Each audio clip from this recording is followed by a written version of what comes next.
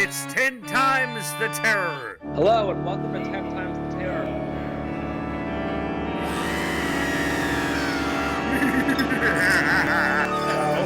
Not okay. Hello, this is Paul and welcome to 10 Times the Terror. Today I want to be talking about a special event in the history of horror films. And that's particularly are the Universal classics that were made in a 6-year period from 1931 to 1936. And in the course of that 6-year period, there were 12 films made, and pretty much every one of which is a classic. There's never been a period before or since when there was so much imagination and insight being done to talk about horror films. So this is a definite case. There are other periods where multiple horror films are done by a particular studio or group. The German films in the 1920s, the Hammer films in the 1950s and 60s. Later on, in the wake of Halloween, the first Halloween, we see all the slasher films, Nightmare on Elm Street and Friday the 13th and so forth. But nothing matches the Universal output in this 6-year period. It's astonishing. Let me just go over the 12 films that were made. All of these by Universal, all produced by Carl Laemmle Jr. As the story is known, Carl Laemmle, who was the head of Universal, the founder of Universal Studios, and oversaw the productions like The Hunchback of Notre Dame and Phantom of the Opera in the silent period, gave his son, in effect, control over the whole studio for his birthday. I think his 21st birthday, I think it was. And it's Carl Laemmle Jr. who really engineered this whole series of absolute classic horror films, which are still very much being discussed today. They keep being reissued. They keep being upgraded. They go to DVD and then to Blu-ray and 4K and so forth. So what are the films we're talking about? And again, I'm happy to say these are all very easily available on Blu-ray or 4K, and they're also available in sets. Okay, so beginning in 1931, we have the two most famous horror films title of all time, Dracula with Bela Lugosi and Frankenstein with Boris Karloff as the creature. Now, those are the two most famous, and those kick off the whole series in 1931. Then they're followed by Murders in the Rue Morgue, The Old Dark House, The Mummy, The Invisible Man, The Black Cat, Bride of Frankenstein, The Raven, Werewolf of London, The Invisible Ray, and Dracula's Daughter. Now, what makes these films so memorable? And just to look at that list, out of 12 films, 4 of them were directed by James Whale, who many people would argue is the best director in the history of horror films. Did Frankenstein, Bride of Frankenstein, The Old Dark House, and The Mummy. But we also have other major talents like Karl Freund, who had made a number of films in Germany and was a great photographer and also directed The Mummy. And then we had, in effect, a repertory company, Boris Karloff and Bela Lugosi, who became famous with the Dracula and Frankenstein films, went on to make a number of other films in this period and appeared together in a significant number of films, particularly The Black Cat, The Raven, and The Invisible Ray. Now, we could ask, why are these films so celebrated and so popular even today? They're almost 100 years old when you go back to the very first ones, and acting styles have changed, film styles have changed, but these films endure. And I'm going to argue that one reason why they endure is that they pick up on 3 critical themes from Greek mythology. And it's those elements of Greek mythology that make these films so enduring and so popular and so significant.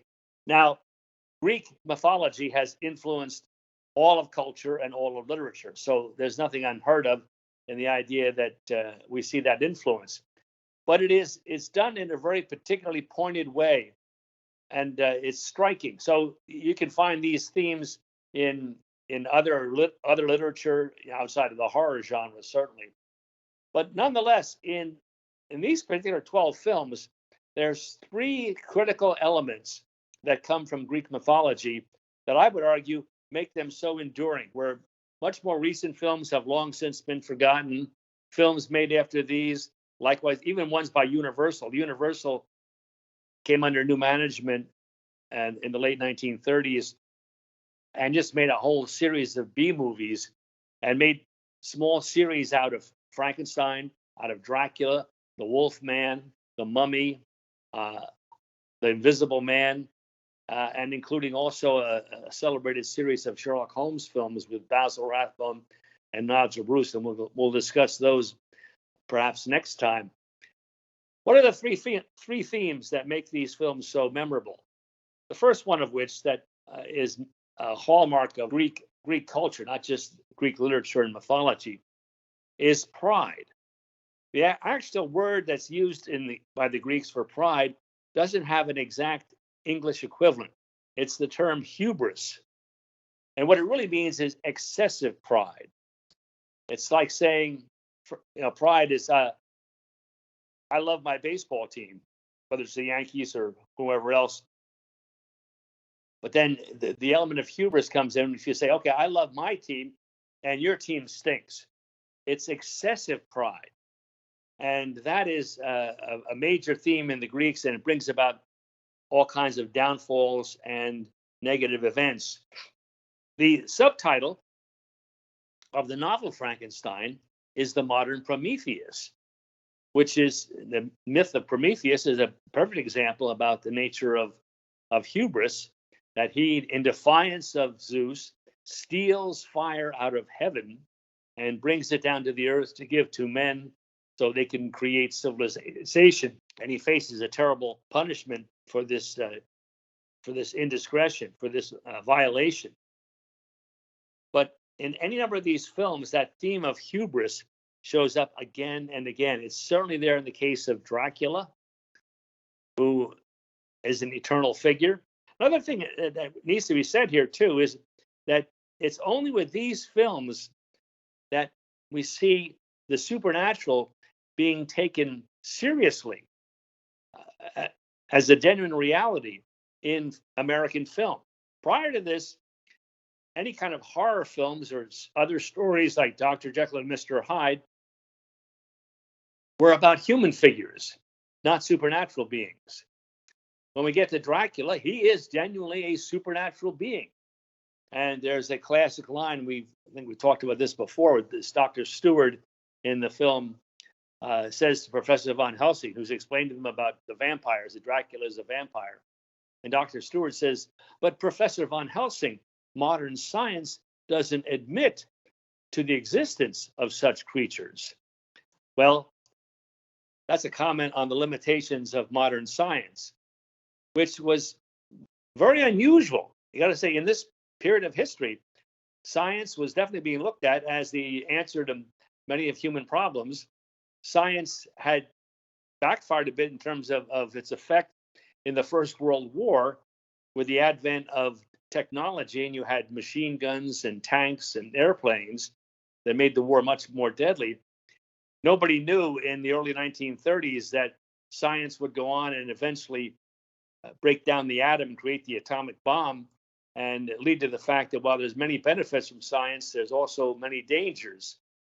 And again, that's kind of a new idea here at this point. But anyway, Dracula fits again this theme of the hubris, and so does Frankenstein. There's a line that was cut out of the original release of Frankenstein, where Colin Clive, who's Dr. Frankenstein, and just is seeing that his creature has come to life and is shouting out, "It's alive! It's alive!" And then he's told to, in effect, calm down. His professor and his friend are there with him, and they say, "In the name of God, Henry." And Henry responds, "Yes, in the name of God. Now I know what it's like to be God." Well, you can't get more of a prideful statement than that. And even though later on, Frankenstein himself, talking to his former teacher, talks about just looking into the unknown, there is that idea of that hubris that goes back to Prometheus. We see that also in the Bride of Frankenstein, where we have to have Mary Shelley, the author, as a character, and she makes the comment that her attempt in telling the original story of Frankenstein was to present a warning about a scientist trying to be like God, or to be God. That's not a theme in the original novel. The novel really has much more of a sense of nature than of a personal God, certainly the Christian God. But it's there in the films, and picks up again on that key point about hubris. The Invisible Man, all about hubris, the enormous pride that gets taken by Jack Griffin when he has this power to become invisible, and he goes quite mad in the course of this. But his hubris is overwhelming, that he feels he can overcome empires and kings and anybody by being invisible, which strains the imagination, even in the idea that if you were invisible, you could do quite that much. But he definitely has that idea. Dracula's daughter picks up again on the same kind of theme, the theme of hubris. And again, she is a supernatural figure. And then also in The Mummy, we have the hubris of the scientists who are trying to break into the vault of the mummified pharaoh, and in doing so, we have this scene in the very beginning, one of the most powerful scenes in the course of these 12 films, where one of a young archaeologist is there going over the hieroglyphics of what they found, and they don't realize that by violating the tomb, they've brought the mummy to life. And when he sees the mummy, he goes completely insane. Well, that's sort of a warning there of the hubris of going beyond bounds when you're told that this is not to be touched. You're not to enter into into these tombs and disturb the remnants. Also, the mummy, frankly, admits the supernatural. The mummy really is 3,000 plus years old. And even when he puts on more modern dress, he still retains some of those powers. So, okay, so one key reason why these films retain this power, retain this influence and fascination, is the whole idea. And I added in this also, Murders in the Rue Morgue, where you have this character who's not in the Poe story that this is based on, but it's Dr. Miracle, who is studying evolution, and he's trying to in effect mate a woman with an ape. Again, he's got this crazy idea, but it's pure hubris, and again brings about destruction. So that's a fatal warning and a key theme that shows up in these films. And I think one reason why they continue to be popular, we can continue to look back to them. We can recognize ourselves in some of these characters when we have too much pride, too much self-confidence, too much focus on ourselves. Okay, so that's the first of three key themes that come from Greek mythology. The second one is fate. The Greeks believe very strongly in fate, and finally that you can't escape fate. And fate has to be, it can be acknowledged, it can be changed slightly, but you really can't avoid it. The most famous example, of course, is Oedipus, who's fated to murder his father and marry his mother, tries to do everything possible to avoid that. It doesn't work, and he falls into that trap. That again shows up again and again. Another example of that would be Iphigenia, the daughter of Agamemnon, and Agamemnon has had to make a deal in effect with Artemis and Poseidon to get the sea breezes to send his ships to Troy to fight the Trojan War, to bring Helen back, all of that. But in order to do so, in order to placate Athena, Aphrodite, he has to sacrifice his daughter. And the poor daughter hasn't done anything to deserve this kind of a fate. But and in some of the accounts, she embraces it. But this is, in effect, it's her fate that she's going to have to be sacrificed to the gods. Another example from the Iliad, rather, is Sarpedon, who's a favorite son of Zeus's, and yet he is fated to die in a battle. And Zeus actually talks about trying to rescue him, trying to take him out of the battle and send him far away from Greece or from Troy to some distant island somewhere where he can live out his life in peace. And when he's talking about doing this, his wife Hera says, well, you might be able to do that, but you would create chaos with the rest of the gods. So there's that idea that even Zeus doesn't dare try to alter the nature of fate. And he finally concedes that, and poor Sarpedon dies. So, well, the Frankenstein monster is sort of an example of fate. He didn't want to be born. He didn't ask for any of this. And he's rejected by everybody who sees him just because of the way he looks. So that's a very, very definite kind of reality. The old dark house has this sense of fate of people who are lost in a terrible storm and end up in this really very bizarre house and with a bizarre family in it. Again, they're victims of fate. They couldn't really control anything. The road is washed out. The rain is too heavy. They have to come there for help, and they face a less than welcoming environment when they get there. With regard to other forms of fate, another film in here is Werewolf of London.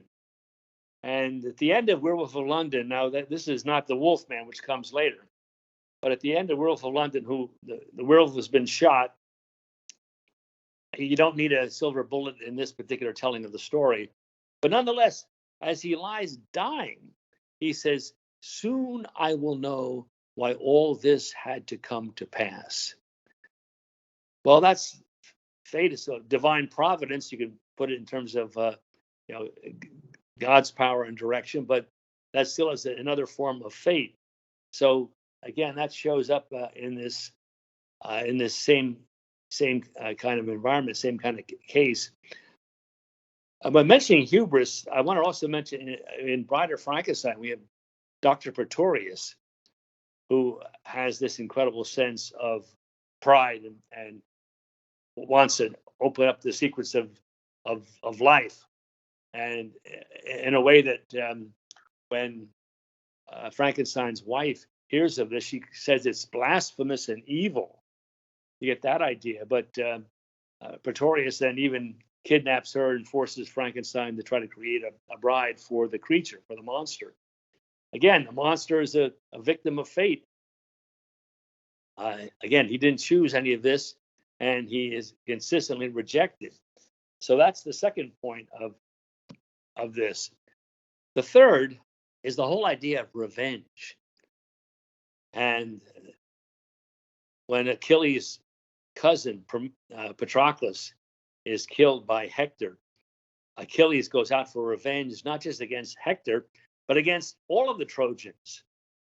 And time and again, we have in Greek mythology these stories of revenge.